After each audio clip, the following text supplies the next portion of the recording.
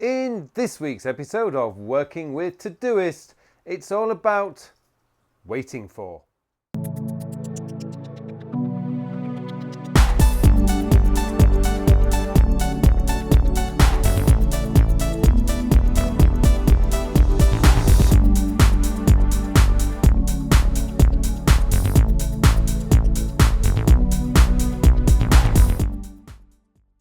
Hello and welcome to another episode of Working with Todoist. My name is Carl Pauline, and in this week's episode I'm going to show you how I use my waiting for label. Now, I've covered my next actions label many times before. I've actually briefly covered my at waiting for label, but recently I've had quite a few questions coming in about how I use my waiting for label and how I actually get tasks in there and to be able to show up when I need to see them. Now, essentially what I do is I use my at waiting for label in my dashboard view, which I've covered before, and I will put a link to that video in the show notes as well. But really, the at waiting for label is a very, very powerful label, particularly when you're waiting for a reply to a very important question you may have asked, or indeed like what I essentially seem to be using it for mainly, which is if I've ordered something online, then I can actually see when I ordered it and when I expect to see it arrive. And it just likes to keep me updated on the kind of things that I'm waiting for. So I'm going to take you into Todoist in a second just to show you how I do that. Before I do that though, I would just like to say, if you like this video, please click on that like button below. And if you haven't subscribed to my channel yet, please subscribe. Okay, let's go into Todoist and I'll show you all about my at waiting for label. Okay, so recently I ordered a pair of jeans from my favorite jeans company, which is a company called Albam in the United Kingdom. I ordered the jeans here and they are now, I get this confirmation email. Now what I will do with this is I will forward the email. Now that's the way you can do it, but actually one of the things that I usually do is I use Mailbutler's add new task. So what I can do from here, and I will use the date function that I want to see. So what I'm going to do is I want it in bold, the date I want in bold, and I ordered these jeans on the 12th of September. So I'm going to put 12-09. That isn't going to trigger the date recognition in Todoist. So that's one of the reasons why I do that.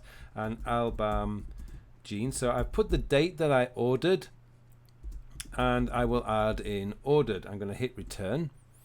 And that now is going to be added to my Todoist inbox.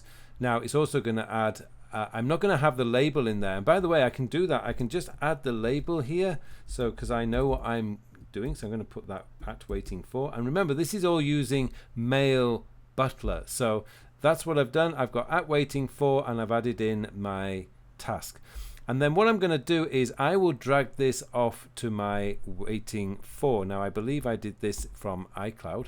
So I'm just going to drag that to my waiting for folder down there. And that's done. Inbox 0, by the way. Now let's go into my Todoist, and what you'll see is it's coming here. Now if I just tap on there, it will add the label. It's also giving me the email. My Mailbutler will send me directly to the email. I'm going to hit save, and that's actually in my inbox. But what I want to do is take you to my dashboard view, which is here, and you'll see down at the bottom that that has now been added here. And it does need a little bit of editing because it doesn't have my, for some reason it's not showing that up, but I'm going to save that. And that's come in nicely right there. Now it could be that that's not showing properly simply because I have updated my operating system to OS Mojave, and maybe there's just a bit buggy because Todoist hasn't actually updated for Mojave yet. That probably will come tomorrow. But for now, that's basically how I'm doing it. So I've got the link direct to the email where I can actually get the shipping details. If the shipping details are come on this particular email, it hasn't come. So essentially all my waiting for will come in on my dashboard. Now as I go through the day and I'm hitting off all these tasks here, this is going to drag up towards the top. So at the end of the day, which is when I do check my waiting for, some people may prefer to do this in the morning, then I will actually do the check that. Most of the time I'm not doing that. I just think, all right, but all the details are there. I just click on that and it will take me. And that's one of the beauties of using Mailbutler. And I am so grateful to the guys at Mailbutler for allowing me to use their application. If you are interested, the details for Mailbutler are in the show notes. So essentially that's how I'm operating the waiting for label. Now, one of the things I should do is I'm going to show you how to set up your waiting for. And if you go into general, and you'll see start page. Now I have a custom query which is p inbox, which means that it's going to show me the inbox at the very beginning, at the top of my list. Then I've got overdue and today, and then at waiting for, which is at the bottom. Now, of course, if I wanted to, I could change this order around.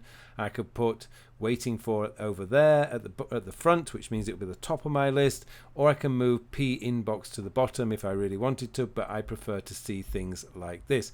And once you've set that up, you click on the Todoist logo in the top left, and you get your order as you wish. And that's essentially how I have everything set up, and it's how I use my at waiting for label.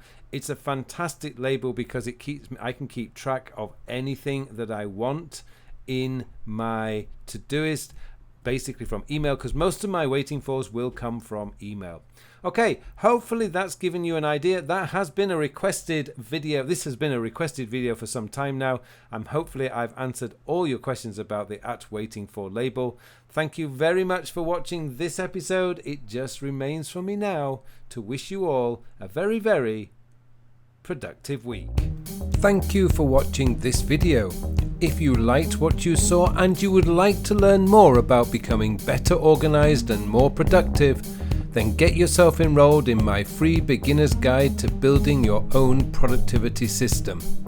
And if you'd like to learn more about how I can help you, then visit my website at carlpullein.com. All the details are in the show notes below.